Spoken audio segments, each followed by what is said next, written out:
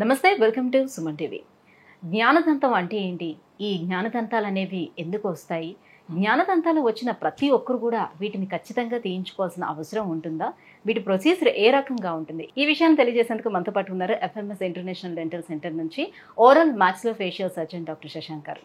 Hello sir. Hello sir, ఇప్పుడు జ్ఞానదంతాలు కొంతమందికి అన్ని పళ్ళు వచ్చేసిన తర్వాత జ్ఞానదంతం వస్తే మాకు చాలా జ్ఞానం వచ్చేసింది అనే దీంట్లోనే ఆ జ్ఞానదంతాలు తీయించుకోవద్దు అని పెద్దలు చెప్తూ ఉంటారు, అని తీయించుకోవడం మానేస్తూ ఉంటారు.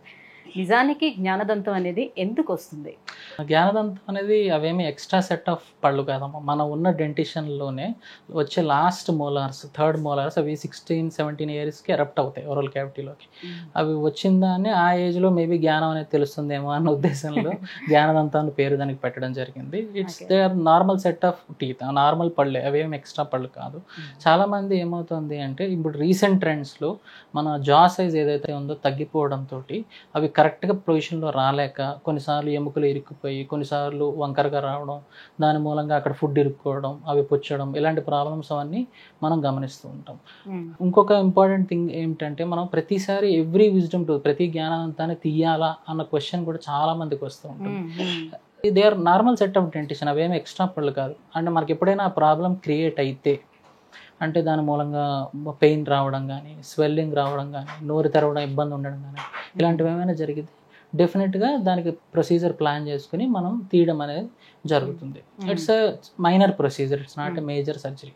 కానీ కొన్ని అదర్ కంట్రీస్లో సార్ మనం చూసుకుంటే జ్ఞానదంతం ఎలా వచ్చినా కూడా ఖచ్చితంగా వాటిని తీయించేస్తారు. అది ఖచ్చితంగా వెళ్ళి తీయించాలి అని తీయించేస్తూ ఉంటారు. ఎందుకని? చాలా మంది మనం యూరోపియన్ కంట్రీసే తీసుకున్నాం అనుకోండి, వాళ్ళు ఏంటంటే చాలామంది హైపోథెసిస్ ఏమిటి అంటే ఈ విజ్డమ్ టూత్ వచ్చి ప్రాబ్లం వచ్చేంత వరకు వెయిట్ చేయడం ఎందుకు, ఆ టూత్ బడ్స్ కనపడినప్పుడే తీసేస్తే సింపుల్గా అయిపోతుంది కదా అని చాలామంది యూరోపియన్ కంట్రీస్లో వీళ్ళందరూ చాలా ఫాలో అవుతూ ఉంటారు. బట్ నాట్ నెసెసరీలీ వాళ్ళ పాపులేషన్కి, వాళ్ళకున్న ఫెసిలిటీస్కి, హాస్పిటల్స్కి they can go ahead with that, అట్లా చేసుకుంటూ వెళ్ళొచ్చు. బట్ 130 crores పాపులేషన్ ఉన్న ఇండియా లాంటి కంట్రీలో కనపడిన ప్రతి వాళ్ళకి మనం పన్ను తీసేస్తామంటే దట్స్ నాట్ కరెక్ట్. అది ప్రాబ్లం వచ్చేంత వరకు we will wait, we will check, watch చేద్దాం. ఏదైనా ప్రాబ్లం వస్తే డెఫినెట్గా దానికి సొల్యూషన్ అయితే ఉంటుంది. కానీ అంటే జ్ఞానదంతాలకి ఏమైనా సమస్య వచ్చింది అని అంటే, ఒకవేళ దానికి అక్కడ చిగురు వాపు వచ్చినా, లేకపోతే క్రావిటీ వచ్చినా, లేకపోతే ఇంకొక అదర్ ఇష్యూ ఏది వచ్చినా కూడా పక్కన ఉన్నటువంటి ఇంకో పళ్ళు కూడా ప్రాబ్లం వస్తుంది కదా. అండ్ మోర్ ఓవర్ ఏంటంటే ఇది పర్ఫెక్ట్ గా రాలేదు అని అనుకోండి, ఒక హారిజెంటల్ గా ఎట్లా వచ్చిన నెక్స్ట్ పళ్ళు కూడా ఇబ్బంది అవుతుంది. డెఫినెట్ గా ఎప్పుడైతే వెబ్నార్మల్ యాంగులేషన్స్ లో వస్తాయో దాని మూలంగా ఫుడ్ ఇరుక్కోవడం స్టార్ట్ అవుతుంది. ఫుడ్ ఇరుక్కోవడంతో పాటు చిగురు వాయడము, ఆ పన్ను పుచ్చడము, దాంతోపాటు పక్కనున్న మంచి పన్ను కూడా పుచ్చడం, ఇలాంటివన్నీ కూడా జరుగుతూ ఉంటాయి మోస్ట్ కామన్గా. కానీ ఎప్పుడు కూడా మనం ఆలోచించాల్సింది ఏమిటి అంటే ఎవ్రీ 6 months, ఇప్పుడు యూరోపియన్ కంట్రీస్లో అది రూల్గా చేసేసారు. బట్ ఇండియా లాంటి కంట్రీస్లో we are trying to bring that out. Every 6 months డెంటిస్ట్ని విజిట్ చేసుకుని ఒకసారి చెక్ చేయించుకుంటూ ఉంటే ఏదైనా చిన్న చిన్న ప్రాబ్లమ్స్ ఏమైనా వస్తుంది అనుకోండి, మనకి ఆ ఎక్స్రే బట్టి, మన అసెస్మెంట్ బట్టి మనకు అర్థమైపోతుంది ఫ్యూచర్లో ఈ పన్ను ప్రాబ్లం క్రియేట్ చేస్తుందా లేదా. దాన్ని బట్టి we can go head and if required మనం ప్రొసీజర్ కూడా చేయొచ్చు. ఎక్స్ట్రా పన్ను కాబట్టి అది మిగతా పళ్ళు అన్నీ కూడా దాన్ని డిస్టర్బ్ అవుతుందేమో, లైక్ ఆ స్పేస్ ని కూడా అది ఆక్యుపై చేస్తుంది కాబట్టి ఇవన్నీ కూడా కదులుతాయేమో మళ్ళీ. దాని మూలంగా చాలా మంది విజ్డమ్ టూత్ ప్రెషర్ పెట్టడం మూలంగా ముందర పళ్ళన్నీ క్రౌడింగ్ రావడం, దగ్గరికి రావడము, అవన్నీ ఎక్స్పెక్టెడ్ సీక్వెలే. పళ్ళు క్రౌడింగ్ అవ్వడం ఇలాంటివన్నీ ఉంటాయి. It's always risk versus benefit assessment అంట. అంటే ఇప్పుడు ఈ పన్ను తీయడం మూలంగా మనకు పేషెంట్ మంచి చేస్తున్నామో చెడు చేస్తున్నాం, పాయింట్ నెంబర్ 1. పాయింట్ నెంబర్ 2, చేస్తుంటే ఎంత రిస్క్ తీసుకుంటున్నాం, are we taking major risk or minor risk. దీని మూలంగా మనం ఏదైనా ప్రాబ్లం సాల్వ్ చేస్తున్నామో, ప్రాబ్లం క్రియేట్ చేస్తున్నామో, ఆ అసెస్మెంట్ ప్రకారం మనం అసెస్ చేసుకుని we can go ahead with the procedure. డెఫినెట్గా ఎప్పుడైనా ఫ్యూచర్లో ప్రాబ్లం క్రియేట్ అవుతుంది అని మనకు అనిపిస్తే definitely it should be removed. Okay. So ఈ ప్రొసీజర్ ఎలా ఉంటుంది సార్? అది చాలా మంది అంటుంది ఏంటంటే చాలా పెయిన్ఫుల్ గా ఉంటుంది ప్రొసీజర్, సో తీయించుకోవడానికి అందుకే కొంచెం వెనకడుగు వేస్తూ ఉంటారు అని. డెఫినెటివ్గా ఇది మైనర్ ఓరల్ సర్జికల్ ప్రొసీజరే. కొంచెం యాంగ్జైటీ ప్రతి పేషెంట్కి ఉంటుంది, ఎస్పెషల్లీ టూత్ ఎక్స్ట్రాక్షన్ అంటే యాంగ్జైటీ. దాంతోపాటు మనం విజ్డమ్ టూత్ సర్జరీ ఇవన్నీ మాట్లాడుతుండడంతో పేషెంట్స్ అందరూ కూడా యాంగ్జైటీ ఫీల్ అవుతుంటారు. కానీ మనం ఎప్పుడూ కూడా ఏంటంటే we should prepare the patient for the surgery. అంటే మనం సర్జరీ చేసే ముందర కొన్ని basic blood test blood parameters అన్నీ కరెక్ట్గా ఉన్నాయా, ఇంకేమైనా హెల్త్ ఇష్యూస్ ఏమైనా ఉన్నాయా చెక్ చేసుకుంటాం. చెక్ చేసుకున్నాక యాంటీబయాటిక్ పెయిన్ కిల్లర్ ఇచ్చి కొంచెం పెయిన్ లెవెల్స్ ఎట్లా ఉన్నాయి అవన్నీ చెక్ చేసుకుని ఈ ప్రొసీజర్ ఆఫ్ అసెస్మెంట్లో పేషెంట్ యాంగ్జైటీ లెవెల్స్ కూడా మనం ఆలోచించుకోవాలి. ఎందుకంటే హైలీ యాంగ్షియస్ పేషెంట్, బాగా యాంగ్జైటీగా ఉన్న వాళ్ళు అంటే ఈ ప్రొసీజర్ 40 minutes 50 minutes పడుతుంది. ఈ ప్రొసీజర్ టైంలో వాళ్ళు చైర్లో కూర్చోగలరా అంతసేపు, యాంగ్జైటీ మూలంగా ఇంకేమైనా టెన్షన్ పెడతారు. ఎందుకంటే మనం ప్రొసీజర్ చేసేటప్పుడు పేషెంట్ ఈ most of the time wisdom tooth extraction local అనస్థీషియాలోనే చేస్తాం. లోకల్ అనస్థీషియా అంటే ఒక చిన్న ఇంజెక్షన్ ఆ ఏరియాలో ఇస్తాము, ఆ ఏరియా మొత్తం నంబ్ అయిపోతుంది. బట్ నంబ్ అయిపోయినా సరే చాలామంది మాకు తిమ్మిరి ఎక్కలేదు, పెయిన్ వస్తుంది, ఇలాంటివన్నీ చెప్తూ ఉంటారు. అంటే most important thing prepare the patient for surgery. అంటే మీరు సర్జరీ చేసేటప్పుడు మీకు పెయిన్ ఉండదండి, మీకు ప్రెషర్ అనిపిస్తూ ఉంటుంది, మీకు ప్రొసీజర్ చేస్తున్నట్టుగా తెలుస్తుంది. ఎందుకంటే మీరు కాన్షియస్గా ఉంటారు, మీరు కూర్చుని ఉంటారు, ఏం జరుగుతుంది అనస్థీషియా ఓన్లీ ఫర్ ఇక్కడ వరకు మాత్రమే పనిచేస్తుంది, ఆ ఏరియా లోకల్ అనస్థీషియా ఇస్తాం. లేదు ఇంకా some patients highly anxious patients, uncooperative patients, కొంతమంది స్పెషల్ పేషెంట్స్, చాలామంది కోఆపరేట్ చేయలేరు, మన ఇన్స్ట్రక్షన్స్ వాళ్ళు తీసుకోలేరు అన్న వాళ్ళని ఆబ్వియస్లీ జనరల్ అనస్థీషియాలో చేయొచ్చు.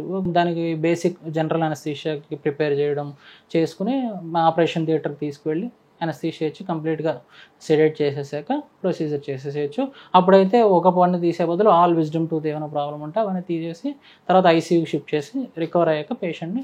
అంటే ఇక్కడ అనస్థీషియా ఇచ్చేటప్పుడు వాళ్ళకి ఇంకా మాకు పెయిన్ తెలుస్తుంది అని అనేటప్పుడు దాన్ని అనస్థీషియా మళ్ళీ ఏమైనా డోస్ పెంచి ఇవ్వడం అలాంటి డెఫినెట్గా స్టాండర్డ్గా మనం 2.5 ml of anaesthesia is sufficient, సరిపోతుంది ఏ పన్ను తీయడానికైనా సరే. లేదు ఇంకొంచెం పెయిన్ ఎక్స్పీరియన్స్ అవుతుంది అంటే, ఎందుకంటే కొంత అనస్థీషియా కూడా రెస్పాండ్ అయ్యే పేషెంట్స్ ఒక్కొక్కరు వాళ్ళు ఒక్కొక్కలా ఉంటారు. కొంతమంది చీక్లో ఫ్యాట్ టిష్యూ ఎక్కువ ఉందనుకోండి, బుగ్గలు బాగా ఉన్నవాళ్ళు, అలాంటి వాళ్ళు ఏముందంటే అనస్థీషియా ఇవ్వగానే ఎక్కువ అనస్థీషియా ఫ్యాట్ టిష్యూలోకి వెళ్ళిపోతుంది, సో నర్వ్ దగ్గర ఎక్కువ ఉండదు. అలాంటి వాళ్ళల్లో డెఫినెట్గా చేస్తున్నప్పుడు పెయిన్ అంటుంటారు. మనం పేషెంట్ని అసెస్ చేసేటప్పుడు ముందర ఇదే చూస్తాం, చీక్స్ ఎట్లా ఉన్నాయి, మౌత్ ఓపెనింగ్ ఎట్లా ఉంది, యాక్సెస్ చేయగలమా లేదా, ఎంత డిఫికల్ట్ ప్రొసీజర్, అవన్నీ చూసినప్పుడు ఓకే ఫైన్ అనస్థీషియా ఇచ్చి. ఈ టీత్ అనేది పాడైపోయింది కాదు, సో చాలా గట్టిగా ఉంది టీత్, సో నార్మల్గా ఉంది, దాన్ని తీయించాలి, కాకపోతే డైరెక్షన్ సరిగ్గా లేదు, దానివల్ల ఇష్యూస్ వస్తాయని తీయించేస్తున్నాం అనుకోండి, అప్పుడు దానికి చాలా ప్రెషర్ పెట్టాల్సి వస్తుంది. ఇప్పుడు పాడైపోయిన టీత్కి నార్మల్గా బాగున్న టీత్కి డిఫరెన్స్ ఉంటుంది కదా, సో అది లోపలికి బాగా పాతుకొని ఉంటుంది కాబట్టి ప్రెషర్ బాగుంటుంది. ఈ ప్రెషర్ పెట్టి మీరు తీసే క్రమంలో నర్వ్స్ ఏమైనా ప్రాబ్లం వచ్చే అవకాశం? Infected tooth, natural tooth. Infected tooth మీరు అన్నట్టుగా ఇప్పుడు ఏదైనా పుచ్చుండి చుట్టూ ఎముకల ఇన్ఫెక్షన్ అయితే పన్ను కొంచెం లూజ్ అవుతుంది, సో తీయడం కొంత ఈజీగానే అయిపోవచ్చు. But perfectly healthy tooth wrong యాంగులేషన్లో వచ్చింది, తీయాలి. అలాంటప్పుడు కూడా there are techniques of removal. అంటే ఆ టూత్ని ఏదైతే ఉందో బోన్ ఎక్కువ ట్రిమ్ చేస్తే ఎముక వీక్ అవుతుంది, ఫ్యూచర్లో ఎముక విరిగే అవకాశం కూడా ఉంటుంది. సో అలాంటప్పుడు ఏం చేస్తాము అంటే ఆ టూత్నే 2-3 పీసెస్ కింద స్ప్లిట్ చేసి ఆ టూత్ని తీసేసి బోన్ ఎక్కువ ట్రిమ్ చేయకుండా, ప్రెషర్ లేకుండా, ప్రెషర్ ఫ్రీగా బోన్ ట్రిమ్ చేసి తీయడం జరుగుతుంది. ఆ ట్రిమ్ చేస్తున్నప్పుడు పేషెంట్కి వైబ్రేషన్స్ తెలుస్తుంటాయి. You should know that. అంటే మీరు ప్రొసీజర్ చేస్తున్నప్పుడు ఏదో వైబ్రేషన్స్ ఉంటుంటాయండి, డ్రిల్లింగ్ లాగా అనిపిస్తూ ఉంటుంది, కంగారు పడద్దు అని మనం చెప్తే సరిపోతుంది. It's not major thing. Because ఎప్పుడూ కూడా మాకు సర్జరీలో చెప్పేది ఒకటే, బోన్ పేషెంట్ది, పన్ను నాది. సో టూత్ నేను ఎన్ని పీసులైనా చేసి తీసుకోవచ్చు, కానీ పేషెంట్ బోన్ సేవ్ చేయాలి, దానికి టెక్నిక్ మాడిఫై చేసుకుంటే సరిపోతుంది. ఎంతసేపు సార్ టైం టేకన్ తీసుకుంటుంది ప్రొసీజర్? జనరల్గా ఎంత డిఫికల్ట్ కేసు అయినా సరే మ్యాక్సిమం 1 hour అండి. ఎందుకంటే మనం వచ్చే అనస్థీషియా 1.5 hour వరకు పనిచేస్తుంది. 90 minutes స్టాండర్డ్ అనస్థీషియా పనిచేస్తుంది. 2.5 ml 1.5 hour వరకు పనిచేస్తుంది. సో 1 hourలో అయిపోతుంది. Yes, there are some cases, కొన్ని సిచ్యువేషన్స్లో స్టక్ అవుతాం, మధ్యలో స్టక్ అయినప్పుడు మనం టైం ఎక్స్టెండ్ అవుతుంది. సో ఇవన్నీ కూడా మనం ఎక్స్రే తీసుకుని పేషెంట్ ప్రిపేర్ చేసినప్పుడు హౌ డిఫికల్ట్ ఈజ్ ఎక్స్ట్రాక్షన్, ఎంతసేపు పడుతుంది, అవన్నీ మనం పేషెంట్కి చెప్పాలి. We should also be prepared. మేము కూడా కన్విన్స్ అయ్యి ఈ టైంలో అవ్వాలి అని మనం డిసైడ్ చేసుకుని సర్జరీకి వెళ్ళాలి. బికాస్ వన్స్ సర్జరీ స్టార్ట్ చేశాక there is no thinking process. Surgery ముందర మనం ప్లాన్ చేసుకుని వెళ్ళాలి, అంతేగాని అక్కడ థియేటర్లోకి వెళ్ళాక ఏం చేయాలన్న ఆలోచన ఎప్పుడు ఉండకూడదు. సో జనరల్లీ చిగురిని కట్ చేసి మీరు దంతాన్ని తీస్తారు కాబట్టి, సో ఆ సర్జరీ ప్రొసీజర్లో సో బ్లడ్ లాస్ అనేది కూడా ఉంటుందా? ఫర్దర్గా ఎలాంటి ప్రికాషన్స్ వాళ్ళు తీసుకోవాలి? స్టాండర్డ్ ప్రొసీజర్ అమ్మ, అనస్థీషియా ఇచ్చాక గమ్స్ ఓపెన్ చేస్తాము. ఓపెన్ చేసి ఆ పన్నును కవర్ అయ్యే బోన్ ఏదైతే ఉందో దాన్ని ట్రిమ్ చేస్తాము. టూత్ని 2-3 పీసెస్ కింద తీస్తాము. తీసేసి నీట్గా క్లీన్ చేసి స్టిచెస్ వేసేస్తాము. బ్లడ్ లాస్ ఎస్ ఉంటుంది, but maximum 5 to 10 ml, which we don't need to do any. Body ఆటోమేటిక్గా కాంపన్సేట్ చేసేసుకుంటుంది, బాడీ ఆటోమేటిక్గా వాటర్ రీఅబ్జర్వ్ చేసుకుని అది కాంపన్సేట్ అయిపోతుంది. టిల్ డేట్ ఇన్ని ప్రొసీజర్స్లో I have never seen any patient ఎంత బ్లీడింగ్ అయితే నేనైతే సో చూడలేదు. హీల్ అవ్వడానికి ఎన్ని రోజులు హీలింగ్ మినిమం 7 to 10 days అండి. 7 to 10 days లో కుట్టు తీసేసేయచ్చు, చిగురు మూసిపోతుంది. హీలింగ్ లో కూడా 2 రకాలు ఉంటాయి, ప్రైమరీ హీలింగ్ అంటాం, సెకండరీ హీలింగ్ అంటాం. ప్రైమరీ హీలింగ్ అంటే చిగుళ్ళు మానిపోయేది ప్రైమరీ హీలింగ్ 10 days లో జరిగిపోతుంది. ఆ పన్ను తీసేసిన చోట బోన్ ఫార్మ్ అవడం అనేది అది 3 to 4 months లో జరుగుతుంది. అది మనల్ని ఏం డిస్టర్బ్ చేయదు, it will take its own course. సాధారణంగా బీపీ, షుగర్, గుండె జబ్బులు ఇలాంటి ఎవరైనా ప్రాబ్లమ్స్ ఏమైనా ఉంటే వాళ్ళు తీయించుకోవచ్చు అంటారా? ప్రతి పేషెంట్ మనం ప్లాన్ చేసుకుంటున్నప్పుడు మెడికల్ హిస్టరీ అంటాం, వాళ్ళ మెడికల్ ఇష్యూస్ ఏమైనా ఉన్నాయా, డయాబెటిక్, హైపర్టెన్సివ్, లేకపోతే ఇంకేమైనా కిడ్నీ ప్రాబ్లమ్స్ ఉన్నాయా, లివర్ ప్రాబ్లమ్స్ ఉన్నాయా, ఇవన్నీ మనం చెక్ చేసుకుంటూ ఉంటాం. చెక్ చేసుకున్నాక ఆఫ్టర్ ఆల్ దీస్ థింగ్స్ మనం బేసిక్ బ్లడ్ టెస్ట్లో మనకు అర్థమైపోతుంది whether this patient is fit for surgery or not.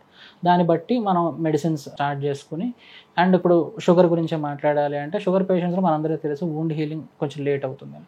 So అలాంటి వాళ్ళలో మనం ఏం చేసుకుంటామంటే HbA1c అంటాం, 3 months average blood sugar average check చేసుకుంటాం.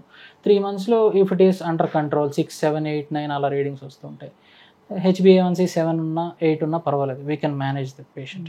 But the thing is uncontrolled diabetic patients ఏమవుతుందంటే మనం సర్జరీ అటెంప్ట్ చేశాక వీఆర్ వెల్కమింగ్ ఫర్దర్ కాంప్లికేషన్స్. అంటే అది హీలింగ్ ఎక్కువ రోజులు పట్టడము, చీమ్ పట్టే అవకాశము, ఇలాంటి సెకండరీ ప్రాబ్లమ్స్ ఉన్నాయి. ఇవన్నీ కూడా మనం ప్రీ ఆపరేటివ్ అసెస్మెంట్లో మనం చెక్ చేసుకుని దాన్ని బట్టి we will go head with the procedure. Heart patients చాలామంది స్టంట్లు ఇవన్నీ ఉన్నవాళ్ళు బ్లడ్ థిన్నర్స్ వాడుతూ ఉంటారు. అప్పుడు కార్డియాక్ కన్సెంట్ అంటాం. మనం కార్డియాలజిస్ట్ని అడిగి ఈ బ్లడ్ థిన్నర్స్ ఆపచ్చా ఆపకూడదా, ఆపితే ఎన్ని రోజులు ఆపాలి, ఎప్పుడు మనం సర్జరీ ప్లాన్ చేసుకోవాలి, సర్జరీ అయ్యాక ఎప్పుడు మళ్ళీ రీస్టార్ట్ చేసుకోవాలి, ఇవన్నీ కూడా అసెస్ చేసుకుని మనం ప్రొసీజర్కి వెళ్ళొచ్చు. రీసెంట్ టైమ్స్లో చాలామంది కార్డియాక్ పేషెంట్స్, చాలామంది లివర్ ఇష్యూస్ ఉన్నవాళ్ళు, కిడ్నీ ఇష్యూస్ ఉన్నవాళ్ళు వీళ్ళందరూ వస్తుంటారు. బట్ వాళ్ళందరూ కూడా for example kidney transplant, so అలాంటి వాళ్ళకి లోకల్ అనస్థీషియా కాకుండా జనరల్ అనస్థీషియా ఇచ్చి చేసేస్తారా? లోకల్లోనే చేయొచ్చు అమ్మా. Local anaesthesia is very safe, ఎప్పుడూ కూడా రిస్క్ అనేది లేదు. ఒకే ఒక్కటి ఏంటి అంటే వాళ్ళని సర్జరీ ఇట్లా ఉంటుంది ఇట్లా ఉంటుందని ముందర ఎక్స్ప్లెయిన్ చేసి ఇఫ్ దే ఆర్ అండర్స్టాండింగ్, వాళ్ళకి అర్థమవుతుంది అంటే చేయొచ్చు. ఇంకా మరీ high risk case multiple procedures ఉన్నాయంటే జనరల్ అనస్థీషియా కూడా ప్రీ అనస్థెటిక్ ఎవాల్యుయేషన్, అనస్థిస్ట్కి ఒకసారి చూపించి ఎవ్రీథింగ్ ఈజ్ ఫైన్, బాగానే ఉంది అంటే it can be attempted. Because now medicines కానీ అనస్థీషియా కానీ ఇవన్నీ చాలా స్టాండర్డైజ్ అయిపోయి, ఒకప్పుడు ఎర్రాటిక్గా ఉండి ఇప్పుడు అంతా స్టాండర్డైజ్ అయిపోయి. So it is very safe procedure, మనం రిస్క్ లేకుండానే అటెంప్ట్ చేయొచ్చు. ఓకే. సో ఎనీ డెంటల్ సెంటర్కి వెళ్ళేటప్పుడు ప్రత్యేకంగా ఈ జ్ఞానదంతాలను తీయించుకోవడానికి ఓరల్ మ్యాక్సిలో ఫేషియల్ సర్జన్ అయితే ఖచ్చితంగా ఉన్నారో లేదో అని తెలుసుకోవాల్సి ఉంటుంది. సో ఎవరితో పడితే వాళ్ళతో మనం తీయించుకోకూడదు. అట్లానే ఇది is nothing hard and fast rule అమ్మా, అట్లా ఏం లేదు. కాకపోతే ఎప్పుడు కూడా ఏంటంటే ఒకే ఫీల్డ్లో 3 years, 4 years, 5 years ట్రైన్ అయి ఉన్నారంటే వాళ్ళ ట్రైనింగ్ ఒకటి ఇంపార్టెంట్. సెకండ్ థింగ్ ఎన్ని కేసులు చేశారు అన్నది కూడా. So they have done multiple number of cases. So ఆ పేషెంట్ ఎక్స్పోజర్ ఉంటుంది, తన సైడ్ నుంచి కూడా he will encounter some complications. So complications వచ్చినప్పుడు ఎలా హ్యాండిల్ చేసామన్న ఎక్స్పీరియన్స్ కూడా తన దగ్గర ఉంటుంది. So that is a safe వే. ఇప్పుడు ఏదైనా మనం కేసు చూస్తున్నప్పుడు ఓకే రిస్క్ ఎంత ఇన్వాల్వ్ అయ్యింది, బెనిఫిట్ ఎంత ఉంది, సో అది మనం పేషెంట్ క్లియర్గా ముందరే చెప్తాం. రిస్క్ ఎక్కువ ఉండి బెనిఫిట్ ఏం లేదనుకోండి యువర్ చాయిస్ సార్ అని చెప్తాము. లేదు ఇట్ షుడ్ బి డన్ అంటే ఇట్ షుడ్ బి డన్ అంటే చేయొచ్చు, కానీ రిస్క్ అసెస్మెంట్ చేసుకొని చేయాలి. Particularly we are trained in this speciality కాబట్టి అది దాంట్లో రిస్క్ ఎంత ఉందని మనకి ఈజీగా అర్థమైపోతుంది. Thank you so much sir. So జ్ఞానదంతాలు ఎందుకు వస్తాయి, సో ఎంత సేఫ్గా వాటిని రిమూవ్ చేసుకోవచ్చు, ఎలాంటి ట్రీట్మెంట్స్ అందుబాటులో ఉంది అనే విషయం తెలియజేసినందుకు థ్యాంక్ యూ.